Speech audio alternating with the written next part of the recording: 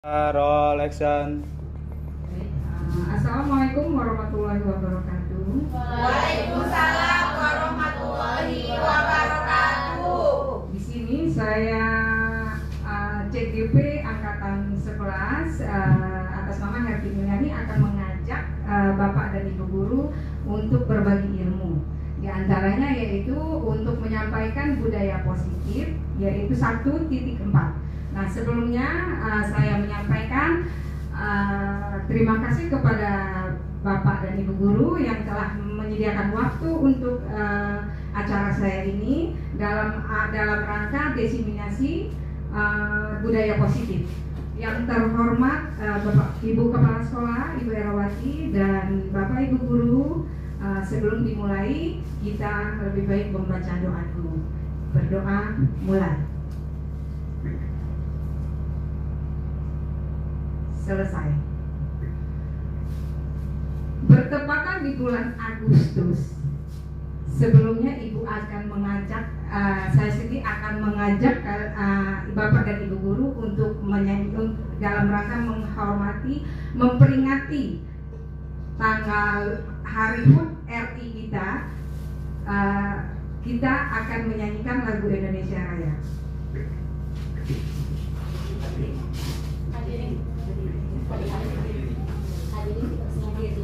Hadirin diharap untuk berdiri.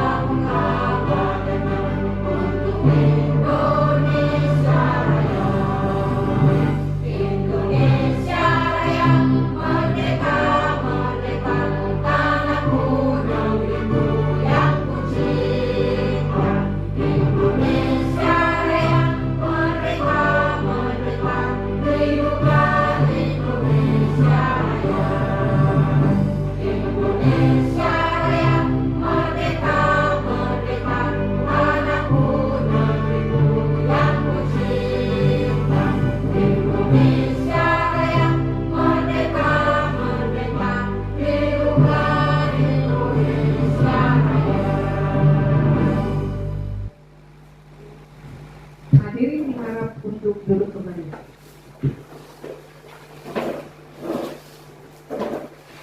Ya, baik, bisa dimulai ya. Sekarang saya sebagai calon guru penggerak Angkatan 11 atas nama Herti Mulyani akan menyebarkan pemahaman dan penerapan pengalaman budaya positif di SDN 01 Jurang Umum Tuang Bawang. Nah, pendidikan guru penggerak Angkatan 11, fasilitator saya yang paling kanan yaitu Bapak Agus Ruswandi. Di bagian tengah, pengajar praktis saya yaitu Naya Budi Utomo dan saya sendiri Herti Mulyani. Ya.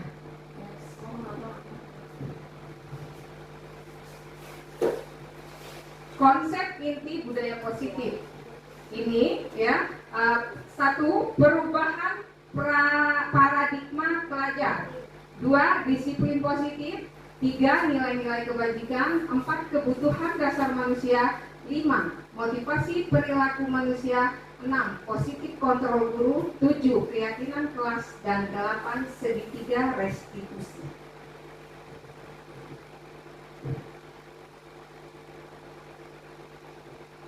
Pembelajaran paradigma baru yaitu pembelajaran Pancasila. Nah, pembelajaran di sini, pembelajaran paradigma baru memfokuskan peserta didik sebagai pusat dalam kegiatan pembelajaran.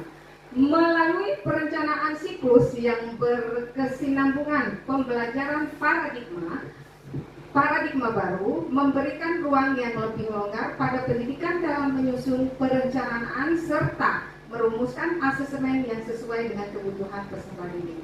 Nah, pembelajaran yang berorientasi pada penguatan kompetensi dan pengembangan karakter yang sesuai dengan dimensi profil pelajar Pancasila. Nah, di sini ada pelajar Pancasila paradigma. Paradigmanya yaitu profil Pancasila. Ini dilihat ada yang warnanya bermacam-macam warna ya Bapak Ibu ya. Di sini mandiri, terus beriman dan bertakwa kepada Tuhan Yang Maha Esa, berkebinekaan global, gotong royong, kreatif dan bernalar kritis.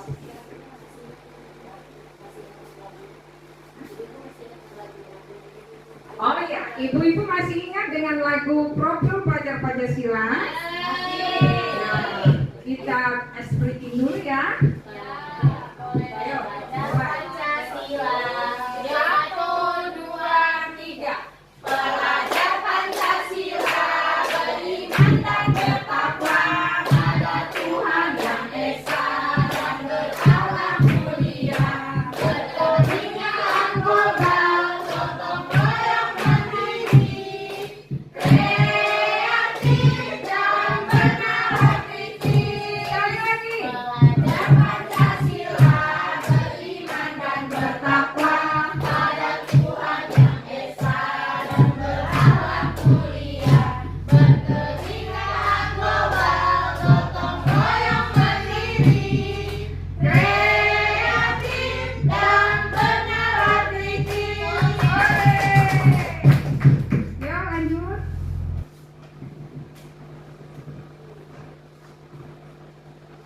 Nah, di sini kita melanjutkan ke miskonsepsi tentang teori kontrol.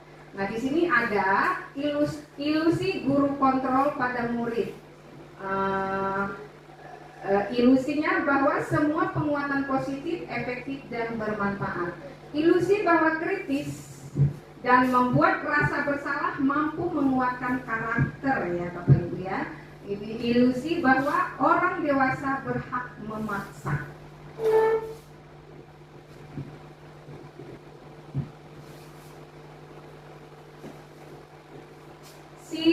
Stimulus, respon lawan teori kontrol dan pandangan tentang dunia. Di sini dibagi menjadi dua ya, stimulus respon tentang dunia dan teori kontrol tentang dunia.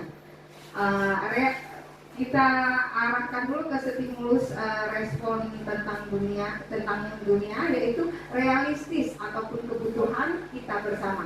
Nah, semua orang melihat hal yang sama. Kita mencoba untuk mengubah orang agar berpandangan sama dengan kita ya. Perilaku buruk dilihat sebagai suatu kesalahan. Orang lain bisa mengontrol saya bisa mengontrol orang lain. Ada yang mau bantu untuk membaca? Ayo Bu Siti, semangat, ayo. Kita baca. Bu Alvina, ya. Ya, kita dengar bersama ya. Baik, stimulus respon tentang dunia. Yang pertama tentang realitas atau kebutuhan kita semua. Kedua, semua orang melihat hal yang sama. Ketiga, kita mencoba mengubah orang agar berpandangan sama dengan kita. Keempat, perilaku buruk dilihat sebagai suatu kesalahan. Yang kelima, orang lain bisa mengontrol saya. Yang keenam, saya bisa mengontrol orang lain. Yang ketujuh, pemaksaan ada pada saat bujukan gagal. Dan yang ketujuh, model berpikir menang ataupun kalah.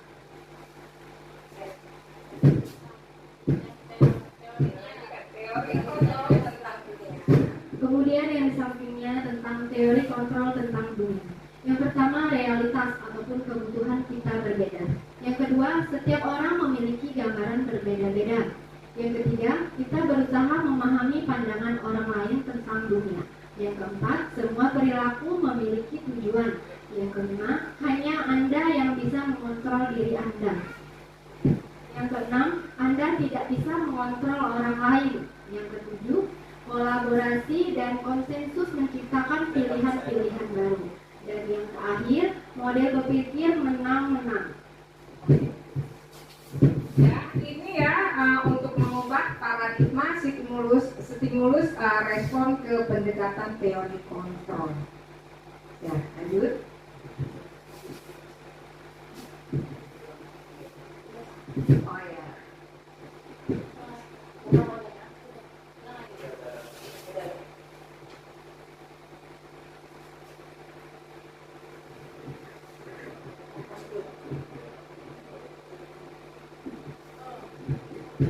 Oke, kita lanjut penerapan disiplin positif, pendekatan tanpa kekerasan maksud dan tujuannya ya. Diminta untuk Ibu Rosmani membacakan.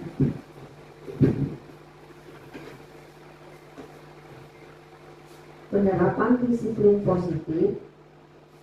Secara umum, disiplin positif adalah suatu pendekatan untuk menerapkan disiplin dari dalam diri anak tanpa hukuman dan hadiah. Disiplin positif perlu diterapkan baik dalam lingkungan keluarga maupun lingkungan sekolah. Dengan menerapkan disiplin positif, diharapkan tidak kekerasan dapat dihindari. Pendekatan disiplin positif bukan mengenai anak atau peserta didik secara langsung, melainkan bagaimana cara orang dewasa memberikan dampak dan pengaruh positif kepada anak atau peserta didik. Pendekatan disiplin positif menitik beratkan pendekatan yang positif tanpa kekerasan, memotivasi, merefleksi kesalahan, menghargai, membangun logika dan bersifat jangka panjang.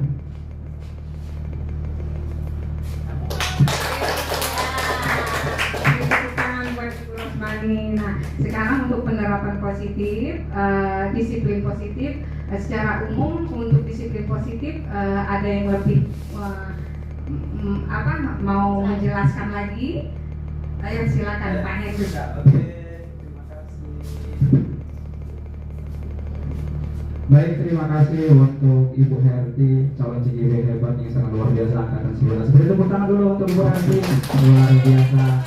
Karena mungkin sudah siang ibu-ibu ya, jadi kita SBG terlebih dahulu ya. Siap? Kita berdiri, tangan ke atas, menggapai bintang. Yuk, sama-sama kita berdiri semua.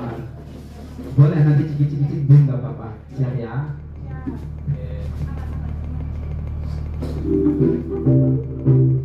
Semangat ibu-ibu ya, tangannya ke atas ya.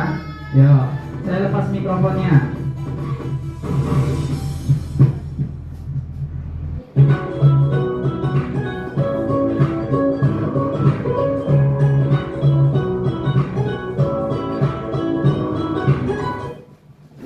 Tangan ke atas menggapai bintang, tangan ke samping burung yang terbang, tangan ke depan ikan berenang, duduk yang rapi siap berdoa. Tak-putar-putar, tangan diputar. Gulung-gulung-gulung, tangan digulung. Ular melingkar di pagar bundar. Kanan, kiri, atas, bawah, siap berdoa. Satu jari kanan, satu jari kiri, gabung menjadi dua, dua jembatan panjang. Dua jari kanan, dua jari kiri, gabung menjadi empat, dua kamera cekrek. Tiga jari kanan, tiga jari kiri, gabung menjadi enam, dua menara bintang. Empat jari kanan, empat jari kiri, gabung menjadi delapan, dua telinga kencing. Lima jari kanan, lima jari kiri, gabung menjadi 10, siap berdoa.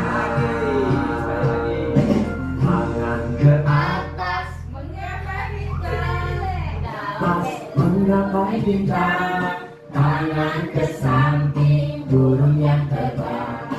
Tangan ke depan, ikan berenang. Duduk yang rapi, siap berdoa. Takut-takutan, tangan diputar. Gulung-gulung, tangan digulung. Ular melingkar di pagar bundar. Kanan, kiri, atas, bawah, siap berdoa.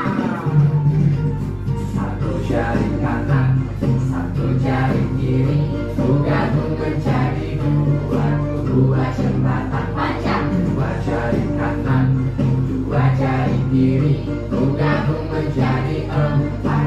Buat kamera cetek. Tiga jari kanan, tiga jari kiri, gabung menjadi enam. Buat menara tinggi. Empat jari kanan, empat jari kiri, gabung menjadi delapan. Buat telinga bencin. Lima jari kanan, lima jari kiri, gabung menjadi 10. Siap berdoa. Terima kasih Ibu atas semangatnya, luar biasa ya. Oke, saya tadi disuruh memaparkan lagi ya. Oke, menjelaskan lagi tentang penerapan disiplin positif, yaitu pendekatan tanpa kekerasan. Sangat luar biasa. Terima kasih untuk Ibu Herti sudah memberikan kesempatan saya untuk menjelaskan lagi kepada teman-teman semua. Secara umum, disiplin positif adalah suatu pendekatan untuk menerapkan disiplin dari dalam diri anak tanpa hukuman dan hadiah. Ini menurut saya ibu-ibu ya, tanpa hukuman dan hadiah ya. Jadi ketika kita memberikan pelajaran kepada anak-anak, tidak boleh dihukum lagi ya. Juga tidak boleh diiming-iming hadiah. Ini menurut pemahaman saya ya, nanti akan jelaskan lebih lanjut lagi. Jadi kamu maju ke depan, contoh ya, contoh ini sepemahaman saya. Contoh, maju ke depan silakan nak. Besok kalau kamu bisa menghafal ini, dapat hadiah ini. Itu ya tanpa hadiah menurut saya ya. Kemudian disiplin positif perlu diterapkan baik dalam lingkungan keluarga maupun lingkungan sekolah. Jadi bukan hanya di sekolah saja ibu-ibu disiplin positif itu ya, menurut saya ya. Kemudian bisa juga di lingkungan rumah. Iya, terima kasih. Dengan menerapkan disiplin positif, diharapkan tidak ada lagi kekerasan yang dapat dihindari. Jadi kekerasan itu bisa kita hindari karena kita mengetahui disiplin positif. Jadi kita nggak marah-marah lagi sama anak-anak. Kalau kita marah cukup lulus dada, istighfar, astagfirullahaladzim, istighfar aja, lulus dada. Apa ya? Ibaratnya apa? Memberikan disiplin positif kepada anak-anak. Kenapa? Menurut saya ibu-ibu ya, ini sepemahaman saya berbagi pengalaman ya. Dulu saya pernah diajar guru apel. Saya pintar ibu-ibu sekalian. Saya pintar perkalian 1 sampai 100. Tetapi bukan pintarnya yang saya ingat. Apa? Pukulannya.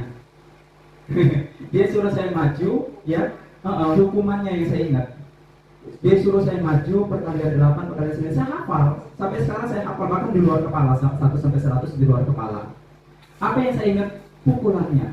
Oh, ibu itu dulu mukul saya. Jelasnya ternyata yang diingat anak didik kita. Begitu juga saya. Oh, sekarang saya sudah jadi guru. Ternyata saya sudah menjadi guru. Ketika saya menerapkan kepada anak-anak, saya memukul anak, nanti apa yang diingat? Yang jeleknya, yang baiknya nggak ada. Itu mulai dari sekarang. Diri saya pribadi, ibu-ibu ya, diri saya pribadi agar bisa menerapkan budaya positif tersebut kepada anak-anak, disiplin positif yang kita tidak boleh marah lagi kepada anak-anak, apalagi main tangan, apalagi sampai pelipis luka. Dulu pernah SD pelipis luka karena ibu itu mungkin jengkel, dia melempar mistar dulu itu beda dengan mistar sekarang. Mistar panjang dia melempar, pelipisnya pecah. Ya, sekarang juga ada HAM ya, nggak boleh lagi, ada undang-undang perlindungan anak dan lain sebagainya. Kita dibatasi dengan itu. Oke, selanjutnya pendekatan disiplin positif bukan mengenai anak-anak peserta didik secara langsung, melainkan bagaimana cara orang dewasa memberikan dampak pengaruh positif kepada anak dan peserta didik.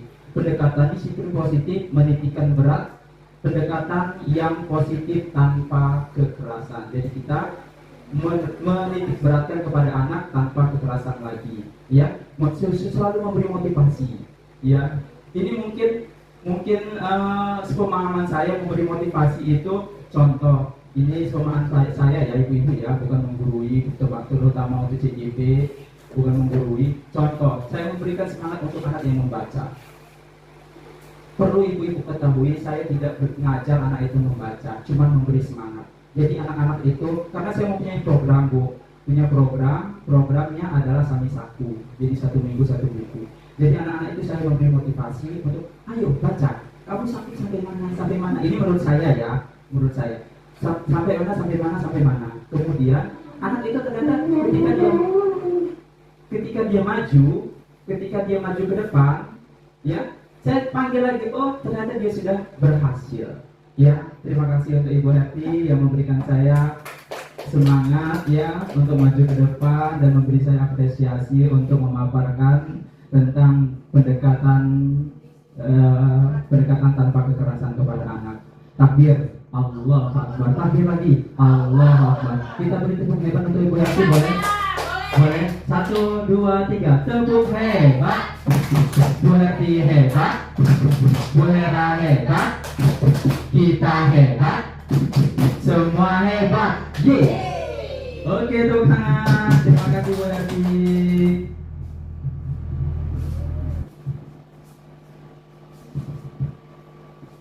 Ya, terima kasih dengan Pak Henry yang telah memaparkan penerapan disiplin positif yang sampai pengalamannya sendiri diceritakannya ya ibu-ibu ya. Sangat luar biasa, itu merupakan pengalaman dia Pak Henry, tetapi berupa ilmu juga untuk kita seorang guru ya. Pengalaman kita yang dulu memang yang disampaikan Pak Henry betul itu Bapak Ibu, betul. Nah, jadi itu untuk pengetahuan kita menjadi lebih supaya kita mengadakan pendekatan dengan tanpa kekerasan. Kalau dulu boleh karena belum ada HAM, tapi sekarang sudah ada HAM, jadi ada keterbatasan untuk melatih diri kita sebagai guru, melatih kesabaran kita. Oke.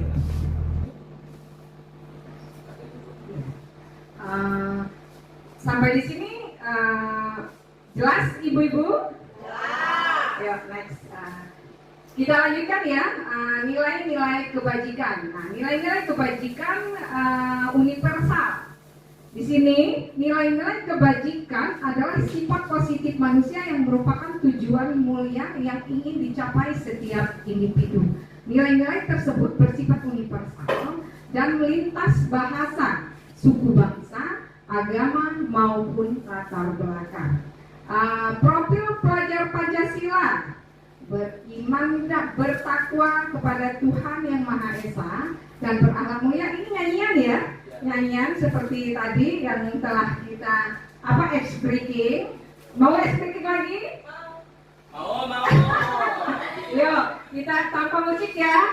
Yuk, 1, 2, 3. Beriman bertakwa, beriman dan bertakwa kepada Tuhan yang Esa dan berakhlak mulia.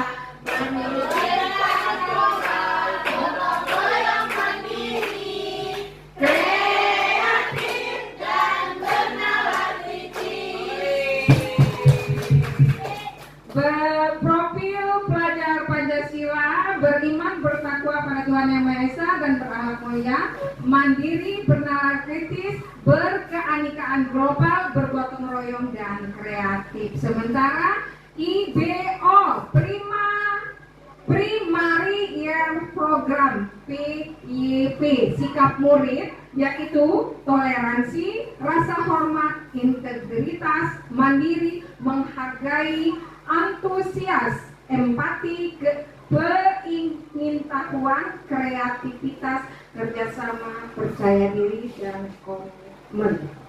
Ya, di sini berarti siswa kita tuntut untuk bertoleransi, ada rasa hormat dengan guru, ya, berintegritas, mandiri, itu yang terutama ya untuk anak-anak SD kita. saling menghargai, mempunyai antusias untuk antusias untuk mendapatkan ilmu pengetahuannya ya. Nah, empati, keingintahuannya, berkreativitas, kerjasama itu yang terutama ya, bersosialisasi sesama teman, percaya diri dan mempunyai komitmen. Ya, lanjut.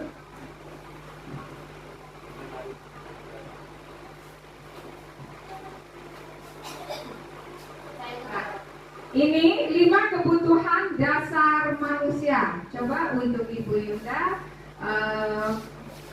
bisa memaparkan tentang 5 kebutuhan dasar manusia. Oke, terima kasih banyak ya Bu Herti, luar biasa ya Bapak Ibu ya. Kita hari ini telah mengikuti diseminasi dari 1.4 budaya positif dari calon guru penggerak di SD 1 Jurang. Tepuk tangan dulu Bapak Ibu. Iya, semoga ilmu-ilmu yang disampaikan Ibu Herti bisa bermanfaat bagi kita. Tapi Bapak Ibu, sebelumnya kita akan melihat ke depan ada 5 kebutuhan dasar manusia. Tentunya kalau kita jadi manusia itu ada kebutuhan ya. Ada kebutuhan pangan, sandang, segala macam. Dan ini juga ada 5 kebutuhan dasar manusia yang akan dipaparkan oleh Bu Herti. Yang pertama yaitu bertahan hidup. Tentunya kita manusia ya Bapak Ibu, kita akan bertahan hidup. Dengan cara apa bertahan hidup? Nah, dengan makanan, pakaian, tempat tinggal, keamanan, dan kesehatan. Kalau kita cuma bertahan hidup tanpa menggunakan hal-hal yang dipaparkan ini, sepertinya tidak bisa ya Bapak Ibu ya. Bukan tidak bisa, mungkin kurang lengkap untuk kita bertahan hidupnya. Selanjutnya ada yang keduanya, ada apa Bapak Ibu? Kasih sayang. Siapa ini di sini yang kurang kasih sayang? Oke, iya. Kebutuhan dasar manusia yang kedua yaitu ada kasih sayang. Nah, tentunya kita sebagai manusia perlu untuk mendapatkan kasih sayang, yaitu ya rasa diterima. Misalnya di lingkungan sekolah kita, kalau misalnya kita diterima, kita senang ya Bapak Ibu ya, senang, diperdulikan. Kalau kita dikucilkan sepertinya tidak enak, tidak nyaman ya.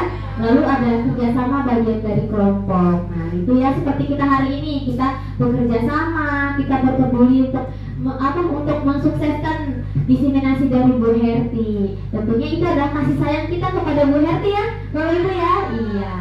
Selanjutnya kebutuhan dasar manusia yang ketiga ada kebebasan.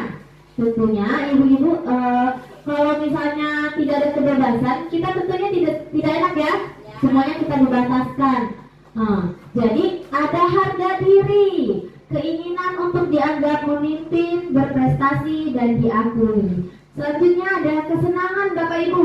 Ada kesenangan yang kebutuhan dasar manusia yaitu keempat kesenangan. Ada apa aja Bapak Ibu? Mandiri, memilih pilihan, mencoba hal baru, mampu mengendalikan diri sendiri. Ya, tepuk tangan dulu dong. Iya, sebelum kita ke terakhir nih 5 kebutuhan dasar manusia yang terakhir ada penguasaan. Nah, di penguasaan ini Bapak Ibu, tentunya kita ketika kita bermain atau kita sedang melakukan sesuatu, itu tentu kita harus ada penguasaan dari diri kita sendiri. Itu adalah kebutuhan manusia, yaitu ada bermain, humor, antusiasme, atau tertawa. Itu ya, seperti itu ya Bapak Ibu ya. Ada yang masih belum paham tentang 5 kebutuhan dasar manusia? Sudah cukup ya? Oke, selanjutnya saya serahkan lagi kepada Bu Herti, nanti akan dijelaskan lagi oleh Bu Herti. Ya, terima kasih Ibu Yunda. Tadi sudah dikatakan Ibu Yunda yaitu 5 kebutuhan dasar manusia yang mempunyai 1. Bertahan hidup yang sudah dijelaskan dengan Ibu Yunda tadi. Bertahan hidup untuk kebutuhan pertamanya adalah makanan, pakaian, tempat tinggal, dan keamanan dan kesehatan. Misalnya bertahan hidup di lingkungan yang tidak aman, enak nggak? Ya. Nah, ketidakkeamanan contohnya misalnya ada yang bikin ribut di lingkungan kita ya, di lingkungan sekolah, lingkungan masyarakat, lingkungan rumah, kan nggak enak kan, nggak nyaman ya. Nah, jadi bertahan hidup, keamanan juga perlu, terutama kesehatan itu yang penting untuk bertahan hidup ya. Ibu lanjutkan, yaitu yang kedua untuk 5 kebutuhan dasar manusia, kasih sayang seperti yang sudah dipaparkan oleh Ibu Yuda tadi, rasa diterima. Rasa diterima, kalau kita tidak diterima di tempat kelompok tersebut, enak nggak ibu-ibu? Iya, dikucilkan, merasa nggak enak, tidak nyaman, akhirnya tidak betah di situ. Jadi akhirnya kita pergi di tempat itu karena tidak adanya rasa kasih sayang. Nah, dipedulikan, kerjasama yang baik dengan bagian dari kelompok tersebut, baru kita mendapat yang namanya kasih sayang, ya Bapak Ibu ya. Saya lanjutkan, yaitu kebebasan. Di dalam arti kebebasan ini yaitu harga diri. Harga diri yaitu mempunyai kebebasan, keinginan untuk dianggap memimpin, berprestasi dan diakui. Nah, untuk kebebasan yang kita berprestasi apapun, selagi itu bernilai positif, gitu ya, kita bebas. Baik siswa, baik guru itu bebas untuk melakukan mendapatkan berprestasi yang positif ya. Ibu lanjutkan, keempat, kesenangan. Kesenangan ini mempunyai yaitu mandiri, senang, mandiri. Kita mandiri dalam melaksanakan proses belajar di sekolah, kita merasa senang, ya, senang dan memilih pilihan, mencoba hal-hal yang baru, selagi dapat memberi contoh yang baik sesama kawan-kawannya, ya, baik kawan kita mengajar apapun pada siswa kita, teman-teman berkelompoknya. Nah, mencoba hal yang baru, terus mampu mengendalikan diri, sadar diri, ya, sadar diri. Kita tidak boleh semena-mena sama kawan, gitu ya. Jadi kita sesama guru juga harus bisa membatasi diri, sadar diri, ya. Nah, lanjut untuk 5, penguasaan. Penguasaan ini yaitu bermain, humor, ya. Kalau kita juga terlalu tegang juga bisa ribut antara kita, ya, Bapak Ibu. Jadi kita, ya, bermain, humor itu juga penting untuk dalam pelaksanaan kita proses belajar mengajar. Antusiasme dan tertawa, senyum dengan kesenangan, ya. Yuk lanjut, next.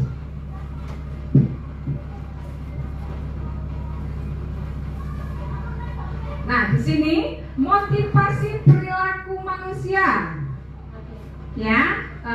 Coba Ibu Mentari.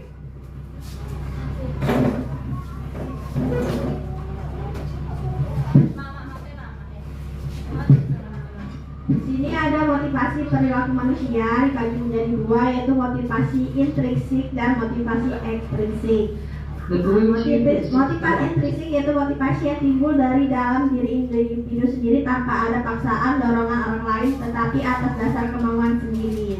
Seperti kita, ya, misalnya kita kalau ada keinginan, itu ada motivasi dari dalam diri sendiri, itu dinamakan motivasi intrinsik. Nah, sedangkan yang kedua yaitu motivasi ekstrinsik, yaitu motivasi ini timbul akibat pengaruh dari luar individu karena adanya ajakan, suruhan atau paksaan dari orang lain. Nah, seperti ini, misalnya kayak Ibu Herti mau ikut CGP karena dia melihat ada motivasi dari luar seperti Pak Henry, masa mau jadi Pak Henry jadi CGP juga. Jadi itu termasuk dengan motivasi intrinsik, yaitu motivasi timbul dari orang lain. Jadi motivasi kita sebagai manusia itu dibagi menjadi 2, yang pertama yaitu motivasi intrinsik dari dalam diri, dan kedua motivasi ekstrinsik dari luar. Terima kasih Ibu Herti.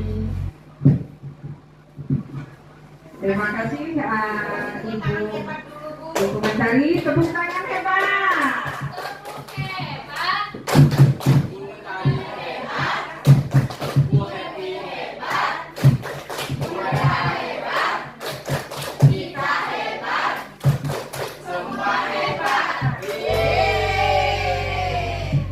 Terima kasih dengan Ibu Mentari yang telah memaparkan motivasi perilaku perilaku manusia yang mempunyai dua, yaitu motivasi intrinsik dan motivasi ekstrinsik.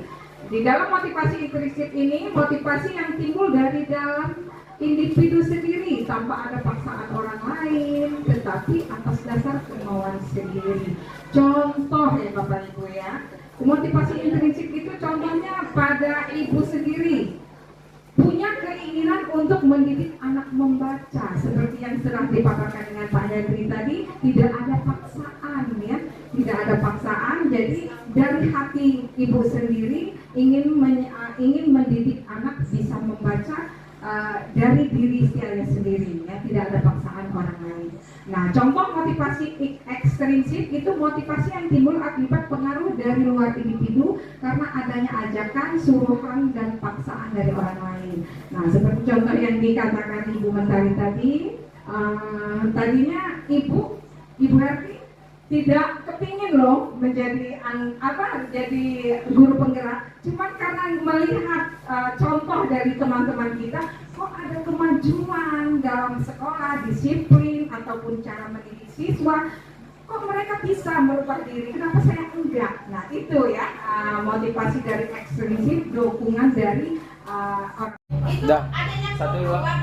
Oke. Di sini ada hukuman, konsekuensi, dan restitusi. Untuk Ibu Yohana membacakan. Terima kasih dari Ibu Herti. Ini saya akan membacakan hukuman, konsekuensi, dan restitusi. Sekarang mengenai hukuman. Hukuman itu tidak terencana tiba-tiba. Murid tidak tahu apa yang terjadi atau tidak dilibatkan. Bersifat satu arah, berupa hukuman fisik dan psikis. Sekarang konsekuensinya, terencana sesuai aturan, murid dibuat tetap tidak nyaman, sikap guru selalu menutup aturan murid, dan restitusinya, proses menciptakan kondisi bagi murid untuk memperbaiki kesalahan, proses kolaborasi yang mengajar murid untuk mencari solusi sendiri. Terima kasih. Terima kasih Bu Yohana. Sekarang Ibu pengen tahu contoh dari hukuman, konsekuensi, dan restitusi. Ayo, coba Pak Henry.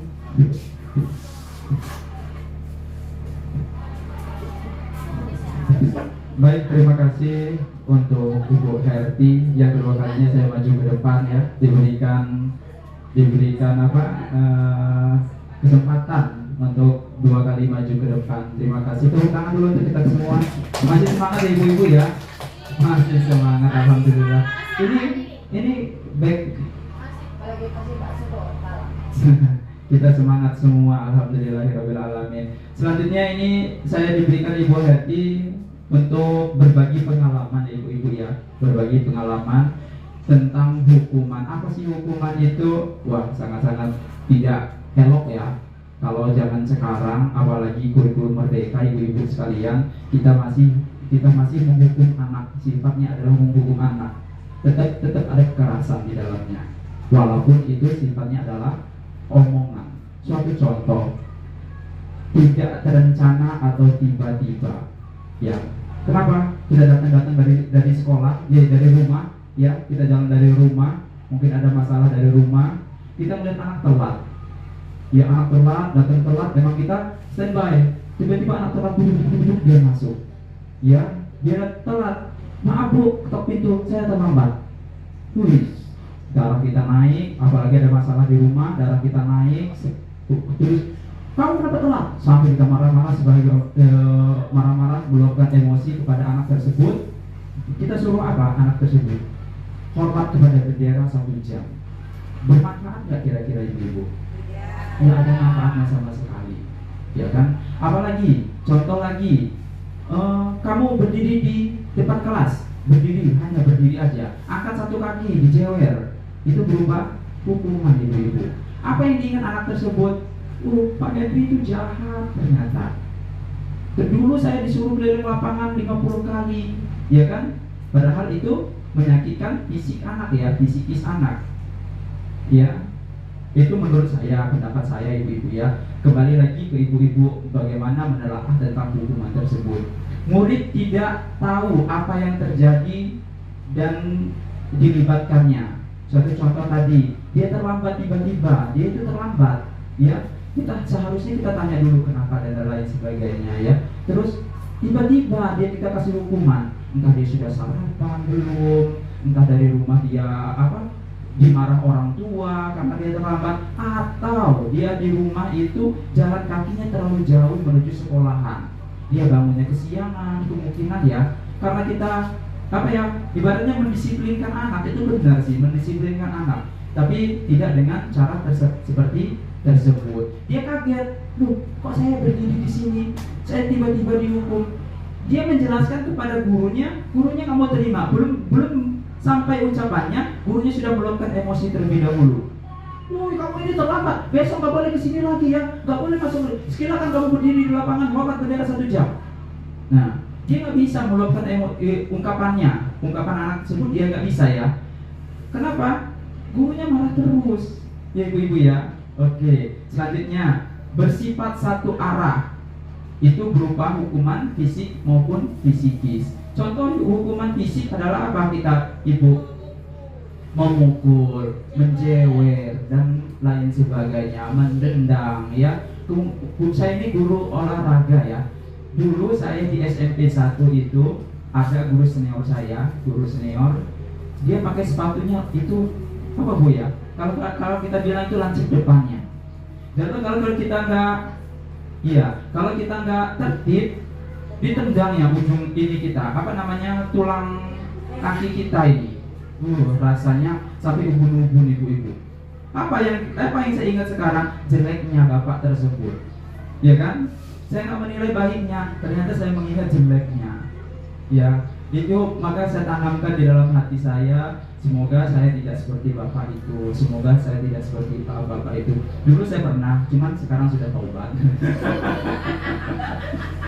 Dulu sempat pernah, tapi sekarang taubat. Insya Allah taubat dan taubat nasuha, benar-benar taubat Bu. Tidak akan diulang lagi. Selanjutnya, terima kasih untuk konsekuensi nanti bisa dijelaskan oleh guru lain. Ibu Mentari boleh bantu Ibu Mentari konsekuensi.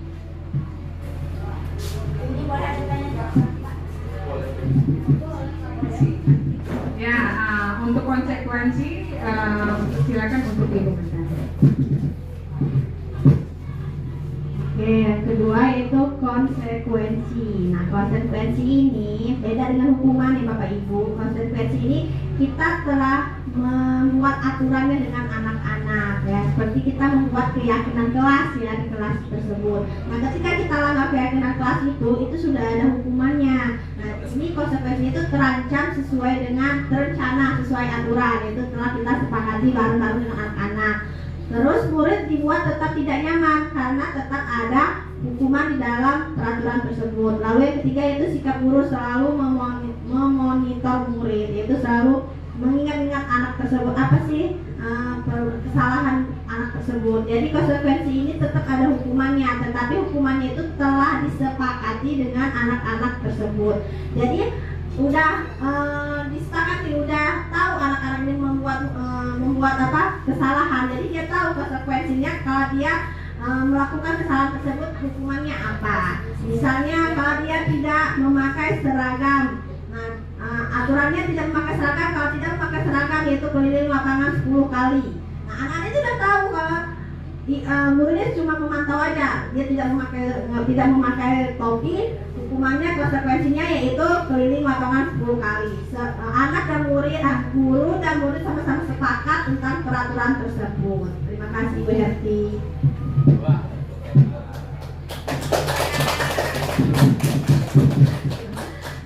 Mungkin restitusi ini saya sendiri yang akan menjelaskan, yaitu proses menciptakan kondisi bagi murid untuk memperbaiki kesalahan itu supaya mereka menyadari apa yang mereka lakukan dan apa konsekuensinya yang telah dijelaskan sama Ibu Mentari tadi, dan itu untuk supaya ke depan tidak melakukan kesalahan lagi ya. Proses kolaborasi dengan yang mengajar murid untuk mencari solusi sendiri. Jadi kesalahan apa yang telah disepakati itu untuk memperbaiki diri sendiri, mencari solusi sendiri. Di situ yang telah dijelaskan oleh hukuman tadi Pak Henry ya, menjelaskan hukuman, berarti hukuman itu nggak penting untuk kita proses belajar mengajar, nah ya. Bapak Ibu ya, terus konsekuensi tadi yang diberikan oleh Ibu Mentari yaitu contoh keyakinan kelas, hukuman yang disepakati dari murid itu sendiri dan harus dilaksanakan ya. Nah, begitu juga dengan restitusi itu untuk melaksanakan untuk tidak melakukan kesalahan lagi ke depannya. Ya, silakan. Kita lanjutkan untuk 5 next. Nah, 5 posisi kontrol guru. 5 posisi kontrol guru ini menghukum. Lanjutnya membuat rasa bersalah, menjadi teman dan pemantau manajer. Ya. Disiplin positifnya mempunyai 5 posisi kontrol guru, yaitu penghukum, pembuat rasa bersalah, teman, pemantau, dan manajer. Ya, lanjut.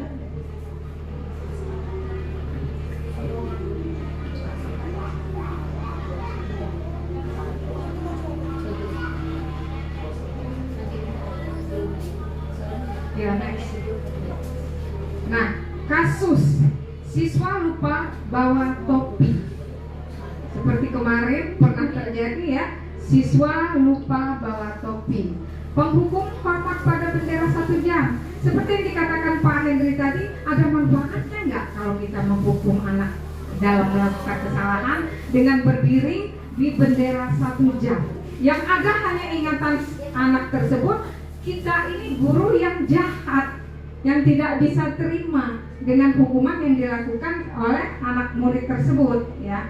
Nah, teman, ayo dong nak ikut aturan sekolah, tidak susahkan, tolong bantu ibu sekali ini, jangan sampai berbuat seperti ini lagi. Kita ya memberikan suatu kalimat kepada siswa dengan cara yang baik-baik, mudah-mudahan akan teringat ya, teringat di memorinya. Jadi saya tidak akan melakukan kesalahan ini lagi. Jadi untuk ke depan dia tidak akan pernah lupa lagi untuk membawa topi ya, karena itu disiplin di sekolah dalam melaksanakan dalam kelengkapan atribut sekolah. Pemantau, kamu hari ini sudah melanggar peraturan sekolah. Kamu tahu kan konsekuensinya? Senin depan ibu tahu kamu sudah pakai topi. Itu memantau dengan kalimat tersebut untuk mengingatkan ke depan dia harus lengkap dengan atribut sekolahnya. Membuat rasa bersalah, Bapak Ibu harus beberapa kali lagi Bapak Ibu bilang topi setiap Senin dipakai, ibu kecewa dengan kami. Itu suatu kalimat yang membuat rasa bersalah mereka supaya tidak terulang lagi ya Bapak Ibu ya. Manajer, apakah kamu tahu kesalahanmu? Bagaimana kamu memperbaiki kesalahanmu? Nah di sini setiap dalam melakukan kesalahan, bagaimana cara memperbaiki untuk kesalahan ke depan itu supaya tidak melakukan kesalahan lagi. Ini kasus ya Bapak Ibu ya, kasus siswa yang lupa bawa topi. Penerapan 5 posisi kontrol guru yang mempunyai kasus siswa lupa bawa topi. Lanjut. Nah, keyakinan kelas ya seperti yang telah disampaikan ke sama Ibu Mentari tadi. Keyakinan kelas ini adalah kesepakatan antara siswa dengan guru ya. Kesepakatan apapun yang dilakukan kesalahan, apapun konsekuensi yang harus diterapkan, menerima hukuman dengan kesepakatan bersama.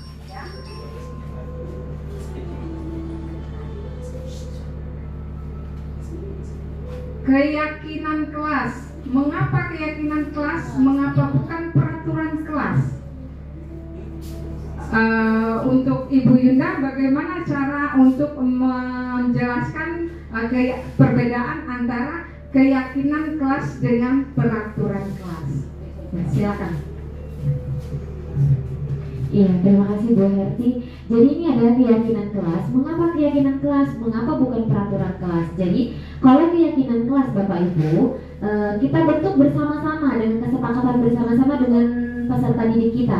Sedangkan kalau peraturan kelas itu kita yang menciptakan peraturan tersebut dan peraturan itu tidak boleh dilanggar. Sedangkan kalau keyakinan kelas itu adalah adanya kesepakatan antara kita dengan peserta didik dengan konsekuensinya yang telah kita tentukan, seperti itu. Nah, kalau peraturan kelas itu kita sendiri yang menentukan dan hukumannya juga kita sendiri yang spontan yang menentukannya, seperti itu. Seperti itu Ibu Herti.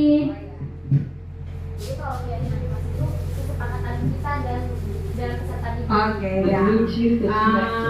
Keyakinan kelas itu yang telah dijelaskan oleh Ibu Yunda, yaitu mengapa perbedaan keyakinan kelas dengan peraturan kelas. Keyakinan kelas itu yaitu disepakati oleh guru dan siswa, sedangkan peraturan kelas itu hanya guru saja yang mengadakan peraturan tersebut. Yuk kita ice breaking dulu ya.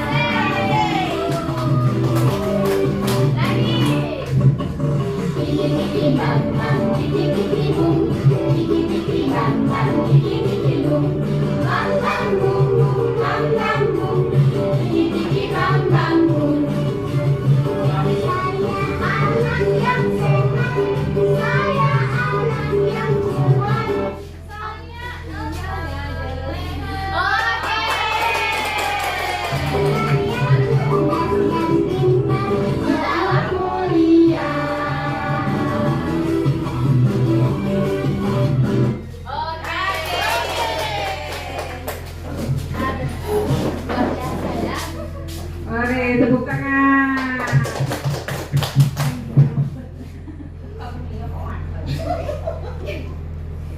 Yuk lanjut.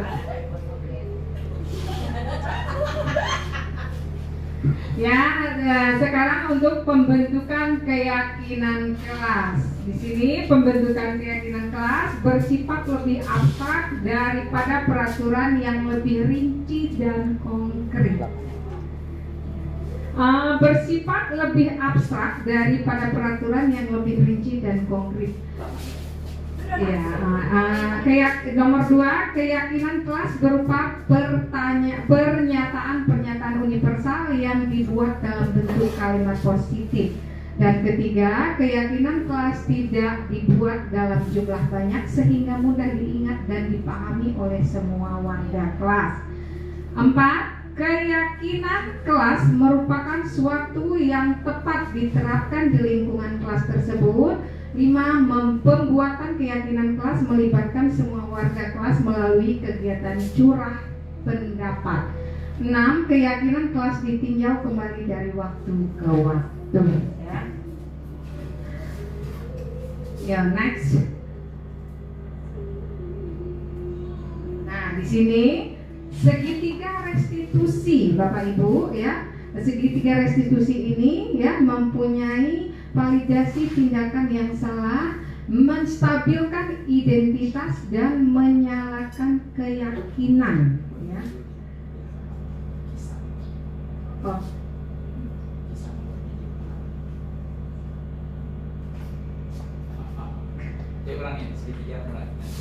Oh ya, segitiga konstitusi. Sekarang gue video segitiga restitusi yang kemarin masih rekam dijabarin lagi gitu. Oke. Nah, seperti segitiga restitusi kemarin saya pernah membuat segitiga restitusi tentang keyakinan kelas yang anak datang ke sekolah tidak memakai perlengkapan dasi. Nah, di situ Ibu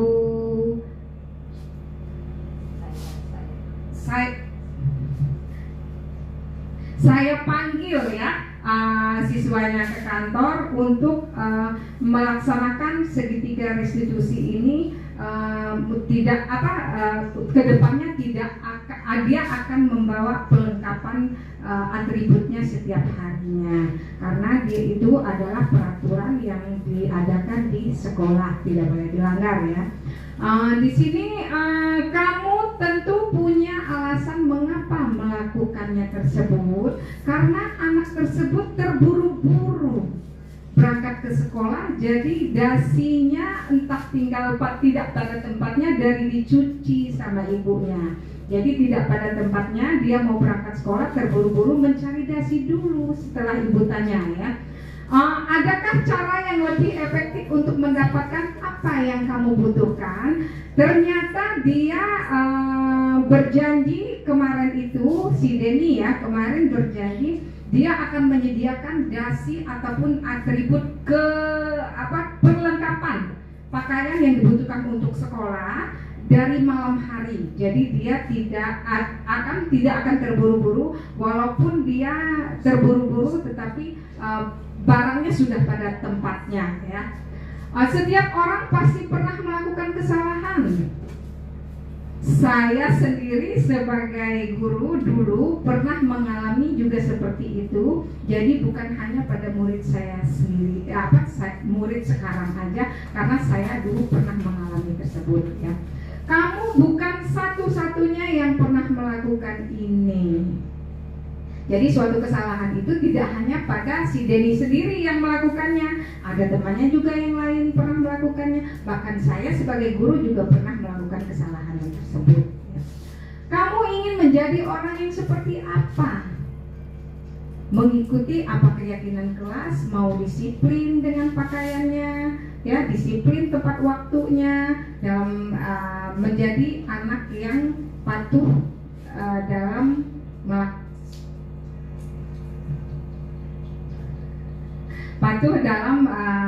melengkapi atribut tersebut. Keyakinan kelas apa yang telah disepakati? Nah, keyakinan itu yang telah disepakati antara guru dan siswa tersebut ya, Bapak Ibu. Next.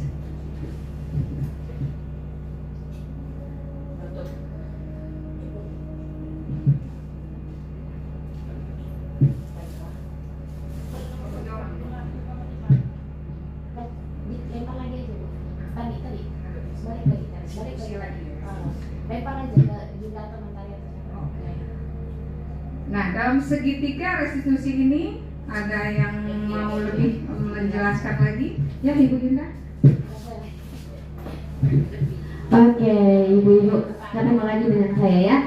Di sini ada segitiga restitusi. Ibu-ibu, ini bagus sekali untuk kita terapkan di sekolah. Jika kita mengatasi suatu masalah di sekolah, nah kita terapkan segitiga restitusi. Ini ilmu yang bermanfaat banget untuk kita terapkan di sekolah. Di sini ada 3. Kenapa dia segitiga restitusi? Karena ada 3 langkah yang harus kita gunakan untuk mengatasi suatu masalah, yang dimana masalah itu anak tersebut yang akan menentukan solusinya. Yaitu langkah pertama yaitu validasi tindakan yang salah. Kita tanya dulu, kamu tentu punya alasan mengapa melakukan itu, nak. Nah, seperti itu. Atau bisa juga, adakah cara yang lebih efektif untuk mendapatkan apa yang kamu butuhkan, nak? Itu termasuk ke dalam validasi tindakan yang salah. Selanjutnya ada menstabilkan identitas. Nah, Bapak Ibu, setelah kita validasi tindakan yang salah, atau bisa kita tanyakan dulu, kita panggil anaknya, kita tanyakan, nak, Pak, misalnya Alvina tahu tidak Ibu panggil ke sini kenapa? Nah, nanti anak itu sendiri yang menjawab, iya Bu, saya lupa bawa topi waktu upacara. Nah, itu kita validasi tindakan yang salah dia, agar dia tahu kesalahan apa yang telah dia lakukan. Setelah dia sudah memvalidasi tindakan yang salah, kita stabilkan. Nah, dengan cara, nah, setiap orang pasti pernah melakukan kesalahan. Ibu juga pernah melakukan hal yang tersebut. Tapi di sini ibu tidak mau tahu siapa yang salah ataupun benar, atau ibu juga tidak mau mencari siapa yang salah ataupun benar. Nah, kamu bukan satu-satunya yang pernah melakukan ini, ibu juga pernah. Nah, kita stabilkan dulu agar anaknya mau bercerita dengan kita. Setelah itu baru kita menanyakan keyakinan kelas yang telah dibentuk di dalam kelas tersebut, ibu-ibu. Seperti keyakinan kelas apa yang telah kita sepakati, nak. Misal kalau anak-anak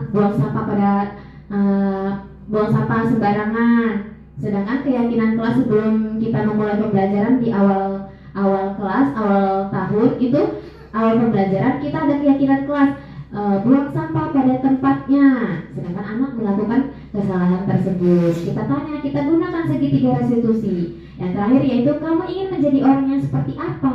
Nah, itu otomatis anak-anak itu akan mendapatkan solusinya sendiri. Seperti itu. Sudah paham Bapak Ibu dengan segitiga restitusi? Sudah. Mudah-mudahan kita sama-sama bisa menerapkan di SDN 01 Jorobubung ya Bapak Ibu ya. Oke. Ya, terima kasih dari Ibu Yunda untuk menjelaskan segitiga restitusi, yaitu segitiga restitusi validasi tindakan yang salah itu udah dijelaskan dengan Ibu Yunda tadi. Ya, kamu tentu punya alasan mengapa melakukan kesalahan itu. Adakah cara yang lebih efektif untuk mendapatkan apa yang kamu butuhkan? Nah, setelah itu baru menstabilkan identitas tadi yang dijelaskan Ibu Yunda untuk seorang yang dengan melakukan kesalahan itu bukan hanya dia sendiri yang melakukan kesalahan, tetapi kita semua juga pernah melakukan kesalahan tersebut. Dan selanjutnya untuk menanyakan keyakinan, bagaimana kamu ingin menjadi orang yang seperti apa? Nah, contoh yang dikatakan Ibu juga tadi, misalnya membuang sampah sembarangan. Bagaimana cara melakukan supaya menyadari kesalahannya tersebut? Lanjut. Nah, di sini penutup yaitu dalam penerapan disiplin positif kita mampu mengontrol diri dan merefleksikan diri sebagai guru among atau manajer untuk menentukan murid menjadi insan yang mandiri, merdeka dalam belajar serta bertanggung jawab. Di sini dalam disiplin positif ya kita mampu mengontrol diri. Kita sebagai guru bisa mengontrol diri walaupun anak-anak melakukan kesalahan, kita harus bisa mengontrol diri. Tidak hanya cepat-cepat melaksanakan dengan emosi ya Bapak Ibu ya. Jadi dengan kita menerapkan pelajaran diseminasi ini, kita harus bisa menambah pengetahuan tersebut. Tidak boleh memakai emosi diri, tetapi dengan mengontrol diri walaupun bertemu dengan siswa melakukan kesalahan. Saya akhiri. Wabillahi taufiq wal hidayah. Wassalamualaikum warahmatullahi wabarakatuh.